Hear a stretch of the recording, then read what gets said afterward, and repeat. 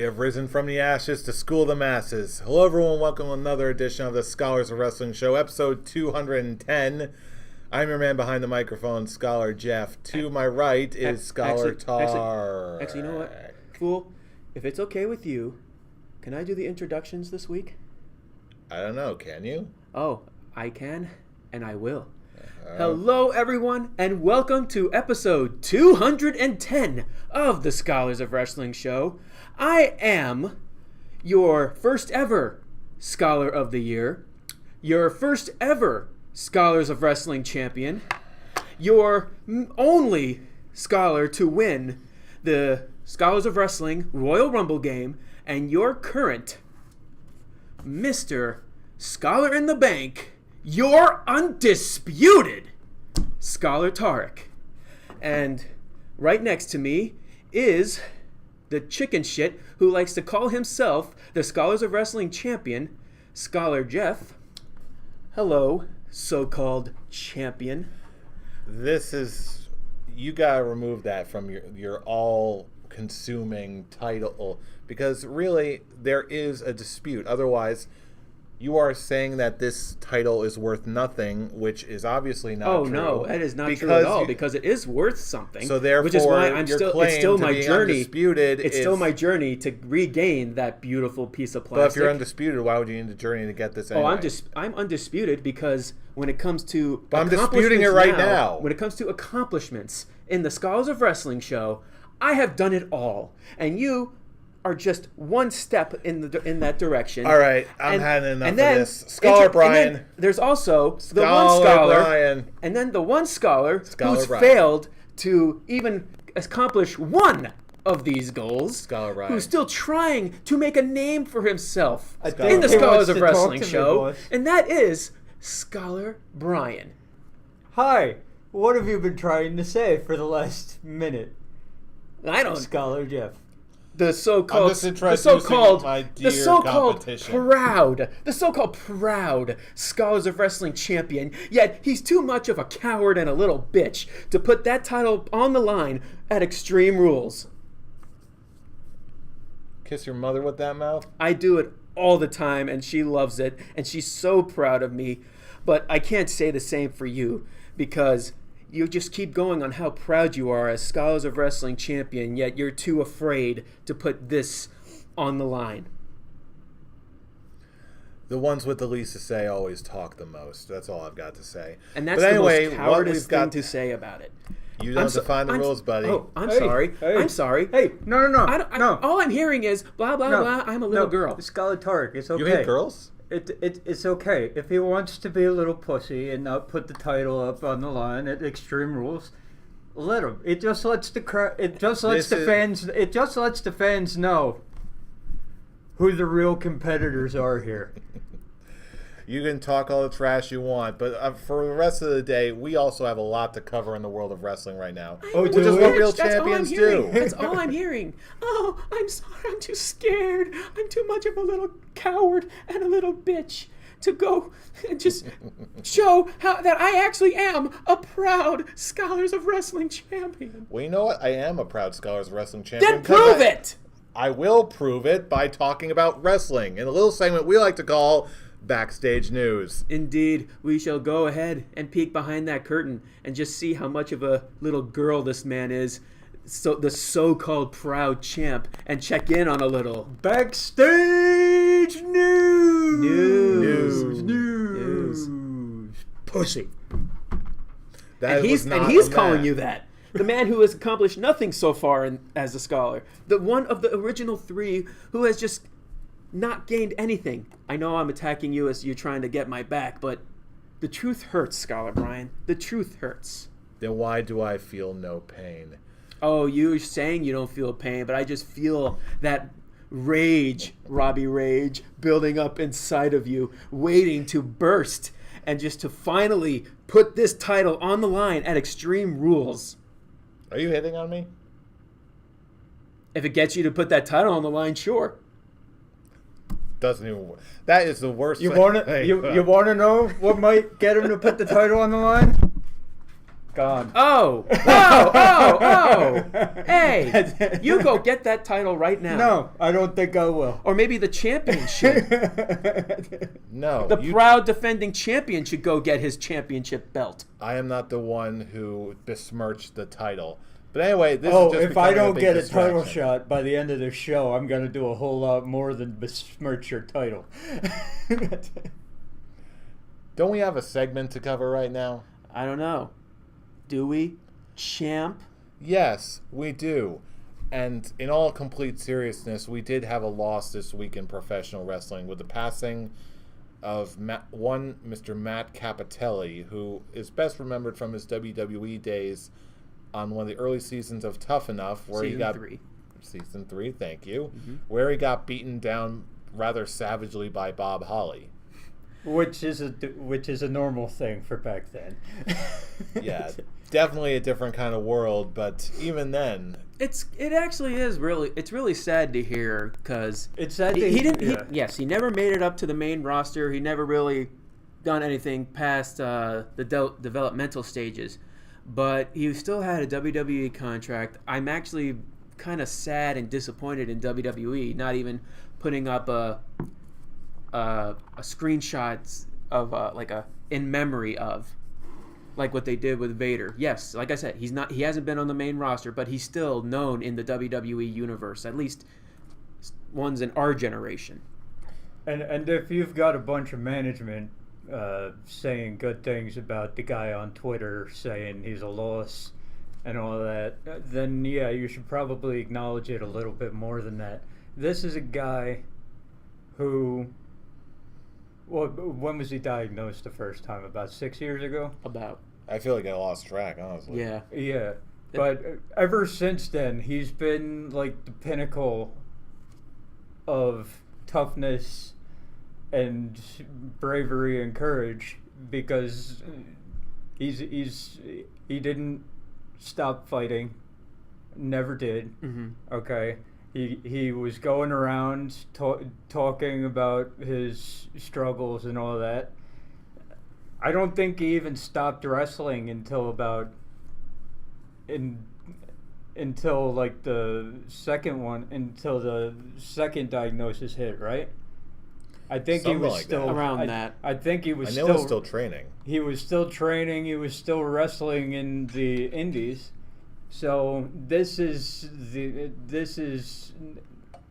the story of a guy who would not quit until he was physically unable to go on anymore, and that gets all the respect in the world from everybody in this business.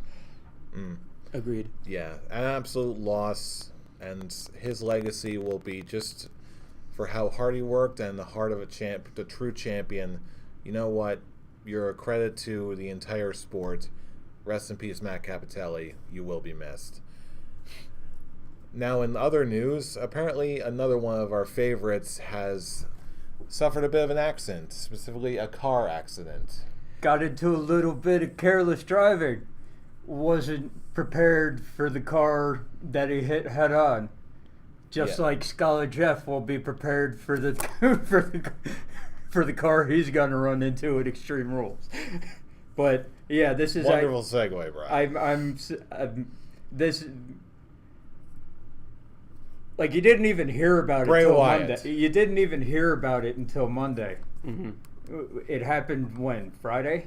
Yeah, it happened Friday on his way to a house show, I believe. Yeah, so the same house show that got Ruby Riott injured. It's Thanks a lot, Dana Brooke. It's of course. What did you think it was gonna be? Who did you think was gonna injure Ruby Riott? Of course, it was Dana Brooke.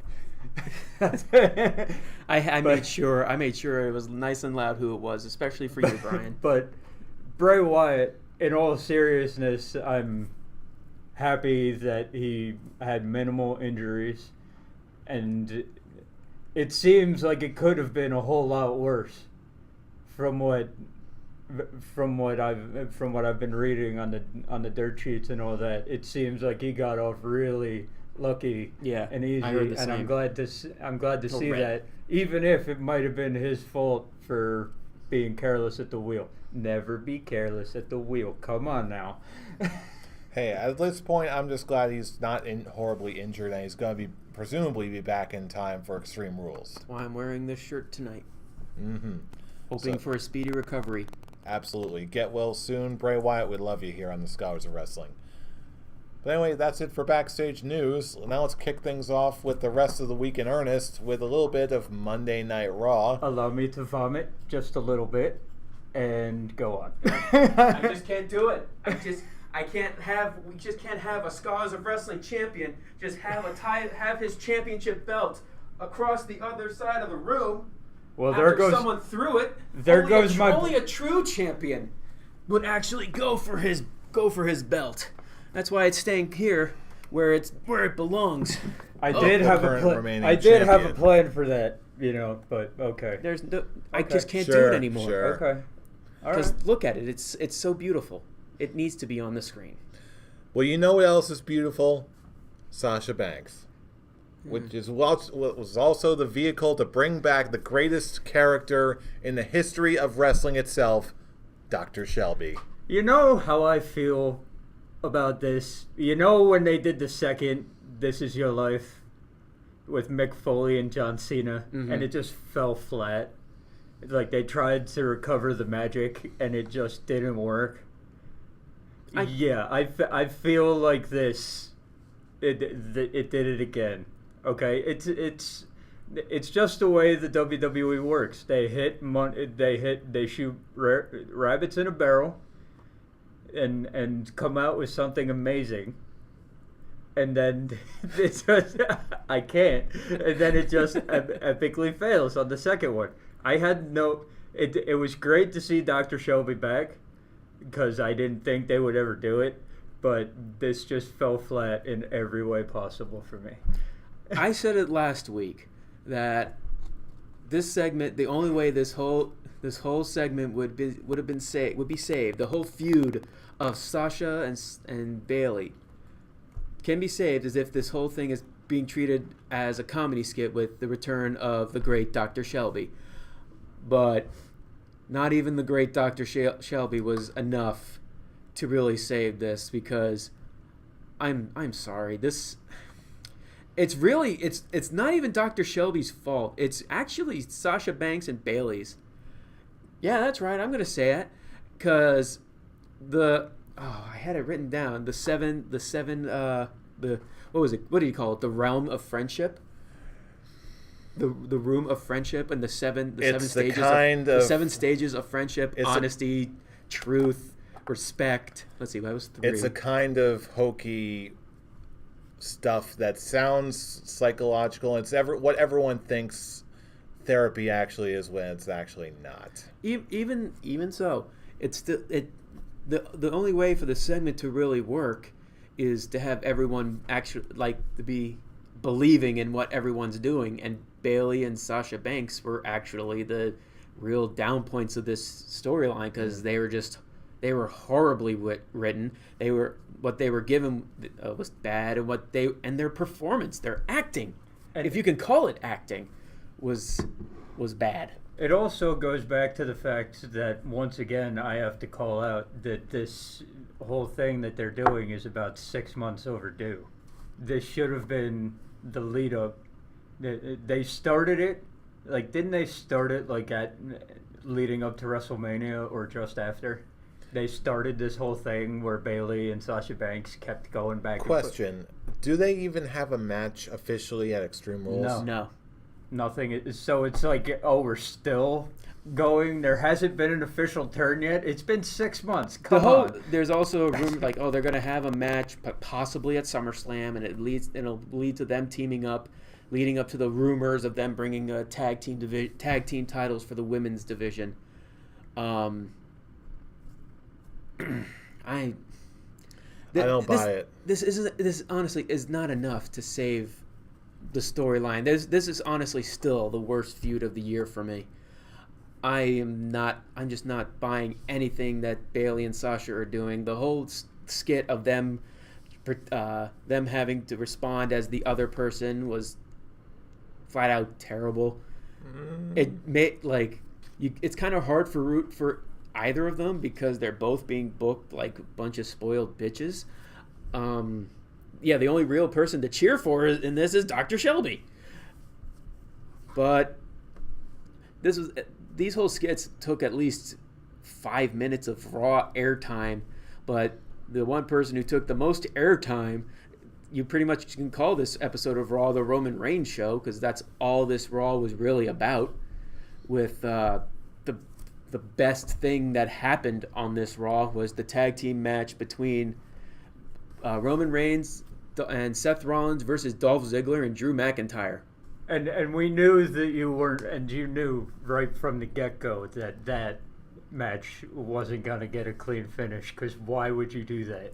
I think it's slowly becoming clear that Dolph Ziggler and Drew McIntyre are becoming the top heels of the brand. And they really should be. And they should be. And this is actually a good step in the right direction for these guys. Yes, it was a DQ finish because of the Revival and their scheduled match with Roman Reigns and Bobby Lashley later on, which led to another disqualification on the side of the Revival being a bunch of idiots. And it's like, yeah, we're just going to double team Roman Reigns to a disqualification. And the one thing I got out of this, and I even posted this on Twitter, is that when the first match was amazing. The second match, it was more storytelling than wrestling, with Roman telling Bobby Lashley beforehand that he could just stand on the apron. I'm going to start this match and I'm going to finish this match, and you don't have to do anything. And they did do that. That was the whole point of the story aspect. Roman had the match all to himself, while he had plenty of opportunities to tag Bobby Lashley in, but nope, he's refusing, and he called Bobby Lashley the egomaniac. But it was another good match. Another disqualification ending really didn't need to happen, especially after you saw, what was the name of the Revival's finishing move? The Shatter Machine. The Shatter Machine. They did a Shatter Machine immediately after the disqualification, so why didn't they just let Roman Reigns lose? I mean, it's not going to hurt him. Because he can't lose twice in a row. It wasn't going to hurt him. And Bobby Lashley walking out is like, oh, you don't need my help? Fine. And then if you listen to Michael Cole, you're looking at it's looking as if, oh, Bobby Lashley's walking out on Roman Reigns when he needs help. Well, he's the asshole, and you got to feel sympathy for Roman Reigns for getting double teamed. Yet when you look at the match, and when you looked at their match, Roman Reigns was being a complete dickhead. Bobby Lashley was perfectly willing to help during the first 5 minutes of this match, and when he figured out what was going on, he was like, "No, I'm good. I'm out." That's it. But if you had to choose between the two matches, it was definitely the Seth Rollins Reigns versus Ziggler and McIntyre. It was the better match, better paced, better, in my opinion, better story, because you have basically one of the top faces of the WWE and Seth Rollins doing his damnedest, being the babyface that we wanted to cheer. He's trying to get that hot tag, but nope, Revival calling the disqualification. Revival being the Revival. And then the Revival takes out Roman Reigns, and Drew McIntyre and Dolph Ziggler take out Seth Rollins. And now we got a 30-minute Iron Man match at Extreme Rules for the Intercontinental Championship. That's going to be going to be amazing. That's going to be the match of the night. Oh, hands down. You don't have to. We can put that in the book right now. Even though I have to say this is more in the nitpicking realm of things at this point, but am I the only one here among us who gets a little bit disappointed when any of the modern day Iron Man matches are never an hour anymore? I actually do agree with you. I know there's logical reasons why they don't do that, but if they call it an Iron Man match and it's only half the amount of time as an actual one Iron Man match used to be, then it's And also, especially when guys are out there now actually putting on hour-long matches, like Seth Rollins when he was in the and you can't tell me guys like Seth Rollins and Dolph Ziggler aren't well conditioned enough to go for an entire hour. Oh, they are. And here's the deal. They also have no excuse because every pay-per-view from now on is going to be about 4 hours long. You're telling me that exactly. You're telling me that you can't fit an hour-long Iron Man match into a 4-hour pay-per-view? Apparently not. That's meh. that really is some that really is some meh. That's some. I'm never agreed. That's a big bowl of meh. I'll tell you what. That was good. Out of everything we're bickering about, I think that's one thing we can all universally agree on. Yes, that 30 is a big bowl of meh. 30-man Iron matches, 30-minute Iron matches are a big bowl of meh. Yes. There we go. On that we can agree. And then we'll talk about the big story, the actual big storyline that closed out the show, and that is Kevin Owens trying to get out of his match with Braun Strowman. And the saddest thing is getting shit-canned for it. Literally. Toilet humor. I must say, throughout the entire night, Kevin Owens is trying to get Kurt Angle to change his mind. But when you really listen to what Kevin Owens has to say, he makes perfect sense. He does. Like, why isn't Braun Strowman in anger management? He's the one flipping over cars and trying to kill people with scaffolding. Because no one's scared of Bayley. Yeah. Tell Braun Strowman to go into anger management and see what happens. Watch. You think getting shit canned is bad? Oh no! Just watch. I want them to actually do that and just watch Braun Strowman be perfectly well mannered and articulate. He's just very large, very gruff, very intimidating, but then he's also very proper and soft spoken. Gives all the answers that Dr. Shelby wants to hear, and he's like, I see absolutely nothing wrong with him. He's a perfectly well-balanced individual. And then you walks back in the Braun. Braun. You have Braun Strowman and Kevin Owens in a Dr. Shelby, and he's basically saying everything that Braun Strowman has done over his career, trying to kill Kane and Brock Lesnar, flipping ambulances, lifting up trucks, and everything that Braun Strowman has done, and everyone is looking at Kevin Owens like he's crazy. It's like, and keeping the articulate Braun Strowman, everyone will think Kevin Owens is crazy, yet he's the one that's actually being the most honest one in the whole segment. And better yet, whenever he hears all these things, Braun will just be like, I only did those things because I have no easier way to process and explain my emotions. So I let them out through bursts of anger. I'm sorry. And then walks out. And then goes back to Braun. Braun's just like, Braun! That's better use of Dr. Shelby than use it with Sasha and Bayley. But, of course, they having to bring in the toilet humor.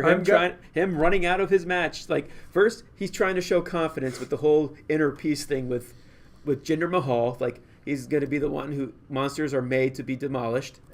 And then he has the match. He bails. Braun waits for the 10 count so he can get the win. Then he runs after him, finds Kevin Owens in a porta potty, drags that porta potty into the stage, and then he just tackles it off the stage. I'm gonna give production a big A+ on this one because they had about 30 seconds to cover Kevin Owens in that paint while Braun Strowman was doing his thing on the camera with that. Because Kevin Owens was obviously not in the porta potty when it was shoulder tackled over the balcony onto the ground. Mm-hmm. So he was obviously not. You could tell. You always can. They had about 30 seconds to cover him in the blue paint that he was in, and they did it to a T amazingly. So kudos to you, production, even though it's one of the weakest versions of Braun being Braun that I've seen so far. Where else can you go from here with Braun being Braun? There really isn't anything else you can really do. He'll just lift up the earth, Chuck Norris style. Well, you just answered your own question. But that's not going to happen. It's not. He's not going to just all of a sudden grab the Earth and just try and spin it, and it just spins it Superman style and go back in time. If this was WCW, they would try. If that was it was Vince Russo writing the storyline, yes. Think back to what they've done with Hornswoggle. Oh, God. And Braun Strowman is actually over. That's all I'm saying. But anywho, any other thoughts on this week's episode of Monday Night Raw? The stuff we talked about was the only good thing that actually happened on the show. But I actually will say, just one final note. I posted it on Twitter. Mojo Rawley is really getting my respect in what he's been doing. Hopefully he'll get a better feud after he's done with this nonsense with No Way Jose. But other than that, the Dr. Shelby stuff Do was you think absolutely... your mom enjoys you looking like a cheeseburger? Well, that's a different guy, too. That wasn't... What was his name? Todd? But him just he looks like Spoonie. Him just going into Todd. That was great. There were like phrasing. There were other stuff that we didn't talk about that actually wasn't very good. Baron Corbin and Finn Balor is just a retelling of Big Cass and Daniel Bryan, and we all know how we feel about that. Except Baron Corbin's better. Baron Corbin is better, but do we really need this whole retelling of that particular story? I'm tall and better. That makes me better than you. I really don't have any interest in this. I feel like I should, but I don't. Like I said, I like the Constable Corbin character, but now he's slowly kind of reverting back to the lone wolf part. That the fact that, like, oh, I'm bigger, so that I'm a taller dude, so that makes me better than you. Again, we don't need that stupid shit. Dr. Shelby was terrible. The Deleters of World versus B Team is just copy-paste from last week. Yeah, I really hate it when trash talk and banter just doesn't land or has any basis in reality. It's just dumb. It's insulting my intelligence. Do you want your title to be taken again? Well, I'm just talking about wrestling. Yeah, okay. I'm just talking about wrestling. Keep and going. I'm also talking about SmackDown Live, which I personally have a lot more to say about this, which, not for nothing, I'm just glad Sanity's back. And they're actually doing things again. And they're wrecking... First of all, okay, Byron Saxton, during that opening, that's where he needs to be. The guy who does the insane introductions for the New Day. Apparently, this all was written by Xavier Woods. All of what Byron Saxton had to say was all written by Xavier Woods. Another reason to love Xavier Woods. But legit, okay, tell me that isn't the best you've ever heard of Byron Saxton. Oh, it was. It actually was, and I just love the Todd Phillips and Corey Graves just ripping on him. I love the brilliant. Big E. I love the Big E. I'm not gonna say that. We have no time. We have no time. I'm not gonna say any of this. Can we just flat out say that this will be the official debut of Sanity? Just forget the past 2 weeks. Because actually coming in and annihilating a group that is the 4-time tag team champs, the longest running tag team champions in the WWE. Yeah, this is where they should have made their debut. Okay, 2 weeks ago, okay, you took out the Usos. Then you lost. Okay, now we're back to square one. Why didn't you just start with this? Why didn't you just start with this square one? Exactly. There really was a lot more. No pancakes for you. That's it. That's what Sanity did. I want pancakes so bad. This episode of SmackDown was just so much fun. You had Asuka facing James Ellsworth, but the slap heard around the world. The slap heard around the world, and it led to a count out, or a double count out, which was kind of disappointing. And now we got a Lumberjill match. At least they actually did something instead of just moving on from that. That actually got me. Being much more light on that, how that segment ended. And really, James Ellsworth is now actually making Carmella. No, I can't say that sentence. Don't do it. I can't say that sentence. James Ellsworth is being an effective heater for Carmella. We'll go with that one. Yes. We'll go with that one, with how he said it. the man who's refusing to James put this Ellsworth on the line. As on far the more screen. articulate than you. Oh! James Ellsworth on the screen makes watching Carmella not Cringeworthy. the worst chore that I've ever done. It's the most cringeworthy thing on SmackDown. Hey, I'm just saying, considering I had to put up with Roman Reigns versus Bobby Lashley for another week, that makes Carmelo just look like a breath of fresh air and sunshine and happiness and happy thoughts. There's nothing that can make Carmella actually worthwhile. Not even. I think she's worthwhile. Yeah, and that just makes you sad. Actually, I think it makes me quite happy. All right, well, it makes me sad because you think trash like that is actually worth caring about. But something that actually is worth caring about was that United States Open Challenge with Jeff Hardy and The Miz. For a man with a hurt leg, that was a great match. Yeah, These two definitely know how to work with each other.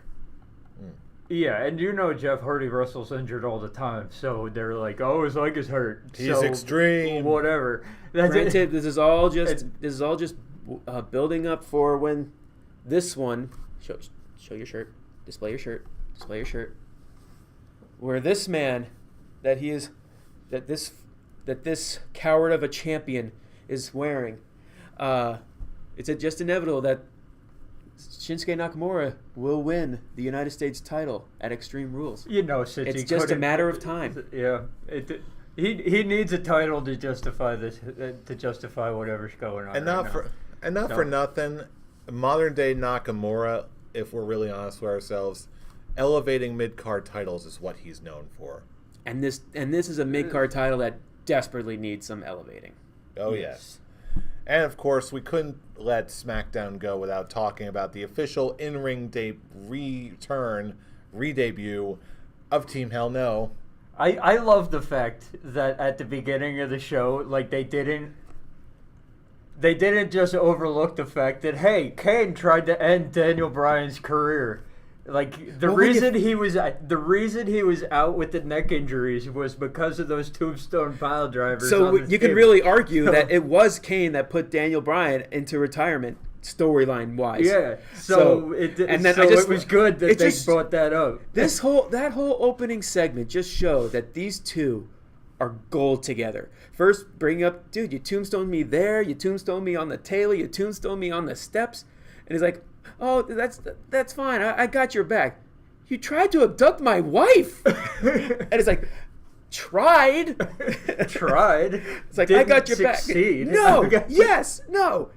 And then the Usos come out. Yeah. And they're like, oh, all you got to do is hug to get a title shot. Hug me 3 times. It's like, here. Now we got 3 shots. First they do 1 hug, and then they're like, let's do 3 more. 1, 2. Now we got 4 title shots. And I'm like, wow, this is perfect. This is just a great introduction. And then Paige comes in and screws up.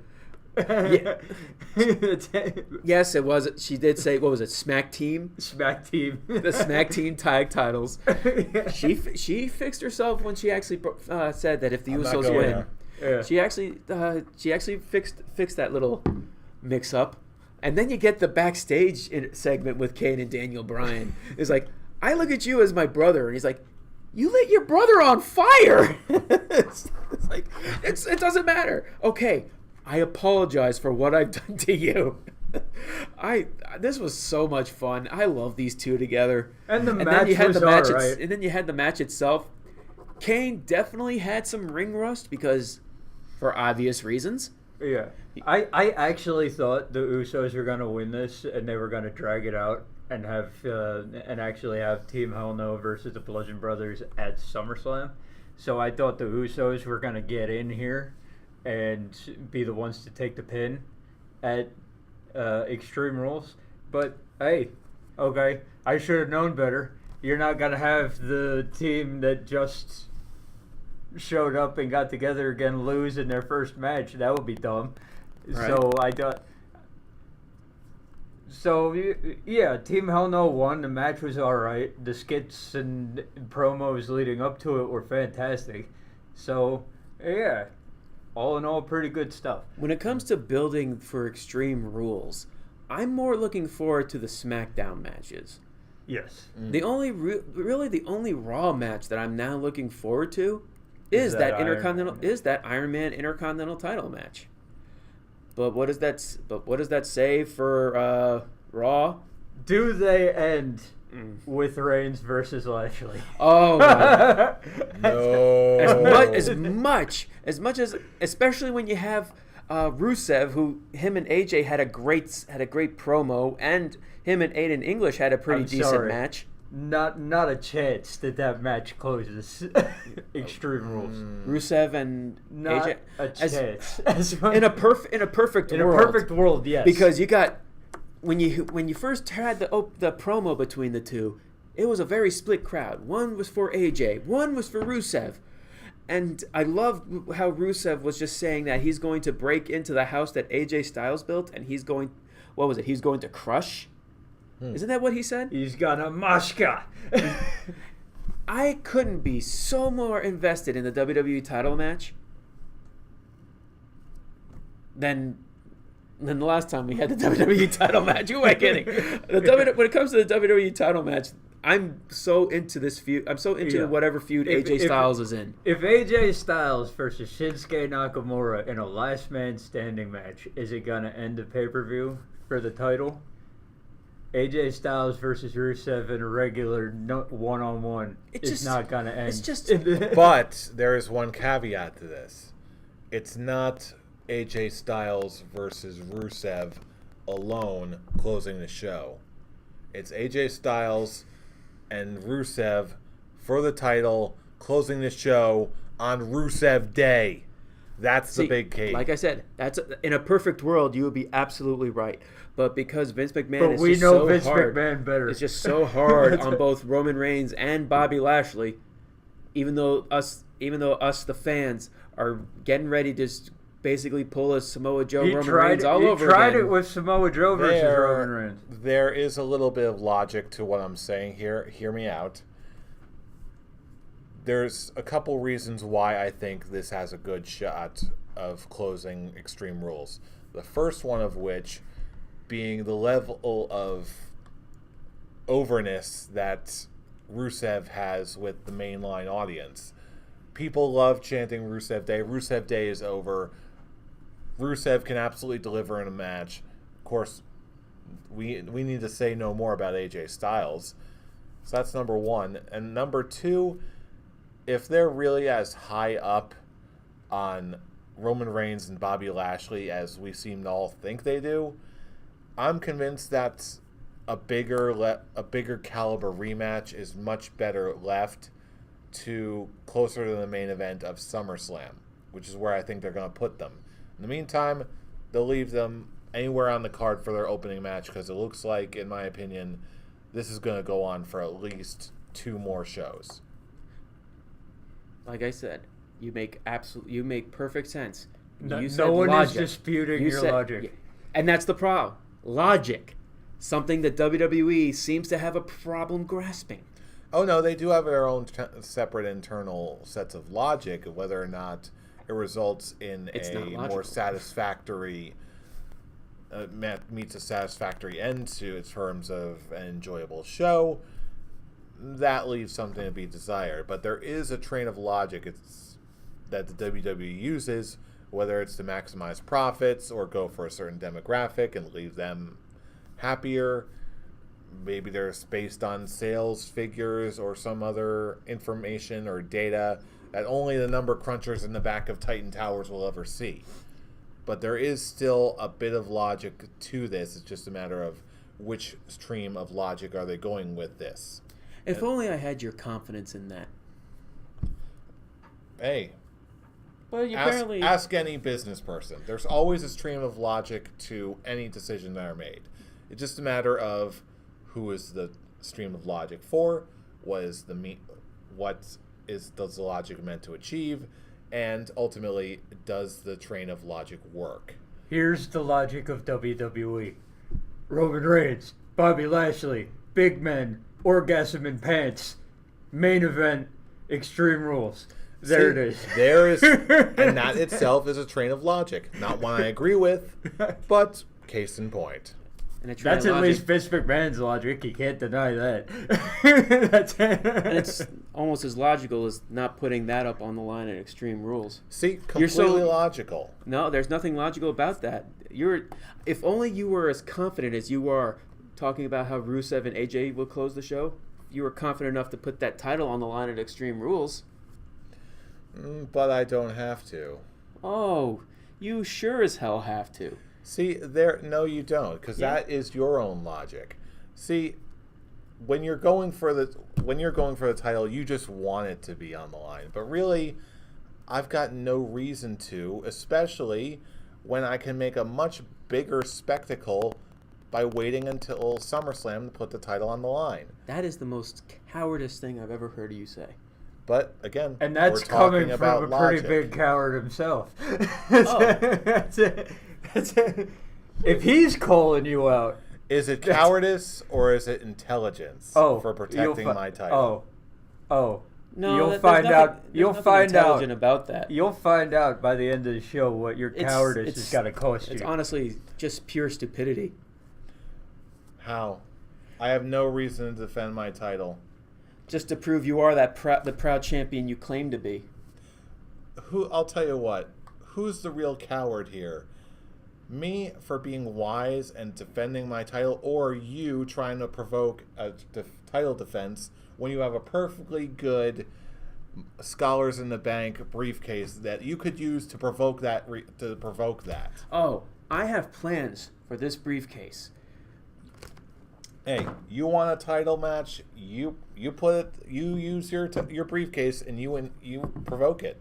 Go ahead. Do it. Trust me. I have plans. I have plans for this. Do it. I just need you to just say, I am a proud champion. I will put that title on the line. We need a lot of things. We need a lot of things in life. Do it. Do it. You're not the boss of me. I'm the champ. A champ that likes to run away from a challenge. You know where to get me. You just don't want to pony it up. Oh, no. I know where to get you, and that's at Extreme Rules when you put that title on the line. You know what you're going to have to do it. Oh, trust me. Pony it up. Right now, this is off the table. This is just title. Oh, no, it's not. You should not put that, because being the proud champion you claim to be, all you need to do is just say, I just prove I can beat you at any show I want. Guess what? I've got nothing to prove to you. Seriously, you've been talking so much trash this entire time. I can back up that trash because you're just, once again, it's like, I'm just the cowardice champion. I'm just the cowardice champion because I refuse to put my title on the line. Are we going to talk about which show is better, Raw or SmackDown? SmackDown. Raw was mediocre, just like your title reign. If you have to rely on Vince McMahon to win... Vince McMahon? Remember, what? Chris Jericho called James Ellsworth Vince McMahon. The only reason you are champion right now is because of Vince McMahon. If Vince McMahon did not show up and Asuka won, this would not be in your possession. But meanwhile, how do you explain Braun Strowman coming to my rescue, being the big man monster that he is? It wouldn't have mattered. It's another victory. It wouldn't have mattered. Another victory. The only reason you're champion is Vince McMahon. And you know what? That just guaranteed a Vince McMahon fan for life. But obviously, come on. Is there really any doubt that SmackDown was the better show? Not for me. Not for me. I honestly enjoyed a lot more about SmackDown. And I'm not sure if it's just what we want to see. But even if this is a more tangible thing that makes SmackDown the frontline show as they claim to be making it for their move to Fox, hey, it's still showing. It shows the superior brand is going on to Fox while the quote A show is stuck on USA. Yeah, but meanwhile SmackDown, and then you have NXT going to Fox as well. Just like, oh yeah, we'll get. I hope that doesn't. We'll get confirm NXT. be true. We'll get SmackDown Live. Hey, you know what? I heard 205 Live is doing really well. We'll get that one too. Oh, what about our main show, Raw? Ugh. No. You can keep that on USA Network. We'll have the real shows. Just quarantine Bobby Lashley and Roman Reigns over there. Just leave them in their little corner. Let's have a real champion defend the title at Extreme Rules. No one ever said that. I'm saying no that. one. Well, who cares what you think? I'm the champ. My championship, my rules. I do what I want. But now you know what we do. We know what we do. You know what we want. Now we want to know what you want and what you think. The Scholars of Wrestling audience. So of course, should he put that title on the line at Extreme Rules? Yes. Yeah. Yes. You could respond to that if you want, or you can tell us what you really think about the rest of This Week in Wrestling. If you're watching us on YouTube, leave us a comment, give us a thumbs up, give us any type of feedback you want. Join the fun there, or you can join us on Facebook. Look out, just run a search for the Scholars Wrestling Show. Give us a like on our page. We love the support. Or if you want to join the conversation on a far more meaningful level, you can also check us out on Twitter, starting with our main page at ScholarsOW for all the latest wrestling uploads, including this one. Or you can also talk trash to us in a more apropos manner on our own personal Twitter machines. Brian, where can they reach you? You can find me hiding a little something special at Atomic Beanpole. Ooh, Mr. You're welcome. Did he really just? He did. Quick, what's your Twitter? The Avataric. Yes, and I am Robbie Rage. I'm Robbie Rage, all one word. Change that to at the cowardice champion you are. Yeah, trash talk over there. We are the Scholars of Wrestling. You have just been schooled. You're welcome. I need to get my belt back.